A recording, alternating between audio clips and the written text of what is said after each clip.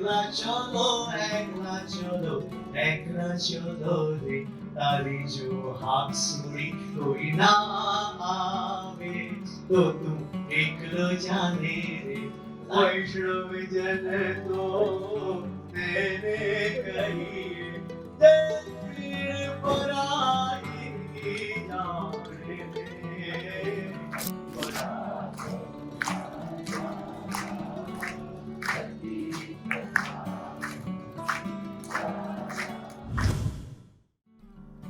ગઈકાલે ગોડસેને ગાંધી કો ક્યો મારા એક ગુજરાતી પુસ્તકનું ગાંધીની કર્મભૂમિ પર વિમોચન થયું હતું.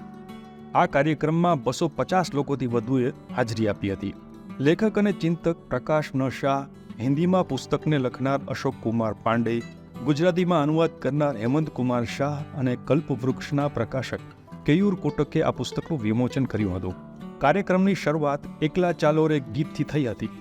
ત્યારબાદ પ્રકાશ ન શાહ, હેમંત શાહ અને અશોક કુમાર પાંડેએ પોતાનું વક્તવ્ય આપ્યું હતું. અનેક ગાંધીવાદી લોકો, પત્રકારો અને ગુજરાત કોંગ્રેસ પ્રદેશ પ્રમુખ શક્તિસિંહ ગોહિલે આ કાર્યક્રમમાં હાજરી આપી હતી.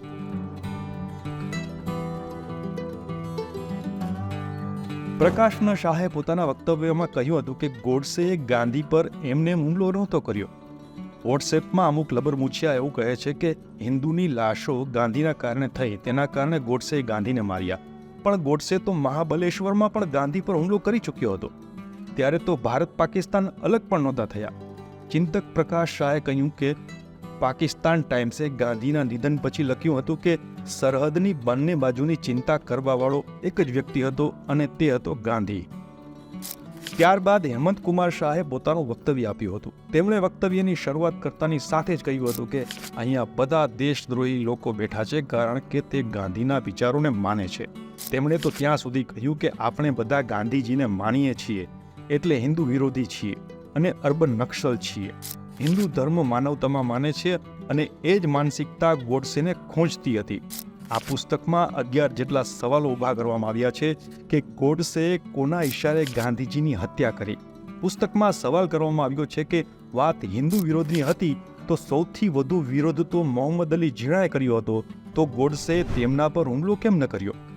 આઝાદી સમયે વંદે માતરમ ગીત હતું તો અમુક લોકોને નવા ગીતની જરૂર શા માટે પડી? એવા લોકોને ભગતસિંહનું નામ લેતા પહેલા શરમ આવવી જોઈએ. હેમંત શાહે કહ્યું કે રાષ્ટ્રની મહાન વ્યક્તિને સમજવાની હિંમત હોય તો એ હિંમતવાન વ્યક્તિએ જ આ પુસ્તક ખરીદવાની હિંમત કરવી જોઈએ. તેમણે કહ્યું હતું કે આ પુસ્તક એક બૌદ્ધિક સત્યાગ્રહ છે. તેમના પછી અશોક કુમાર પાંડેએ પોતાની વાત રાખી હતી અને પુસ્તક સાથે પોતાના વિચારો રજૂ કર્યા હતા. તેમણે ગાંધી વિશે એક વાત કહી હતી કે બટવારે કે લીએ બાપ કભી જિમ્મેદાર નહીં હોતા હૈ.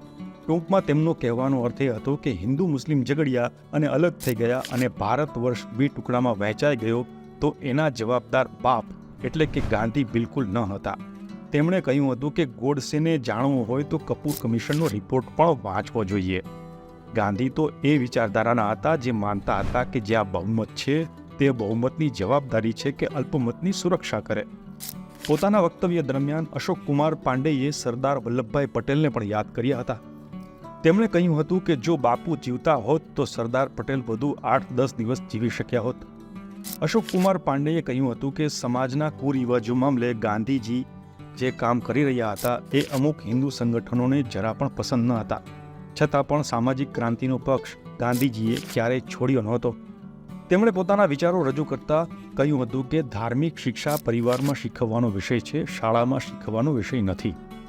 ગોડસે વિશે વાત કરતા તેમણે કહ્યું હતું કે ગાંધીના રામ હસતા રામ છે અને ગોડસેના રામ ક્રોધિત રામ છે. રામ હસતા હશે તો પોતાના પ્રજાના પ્રશ્નો વિશે વિચારી શકશે, પણ રામ ક્રોધિત હશે તો તે વ્યાજબી સવાલો અને મુદ્દાઓ વિશે જ ભૂલી જશે.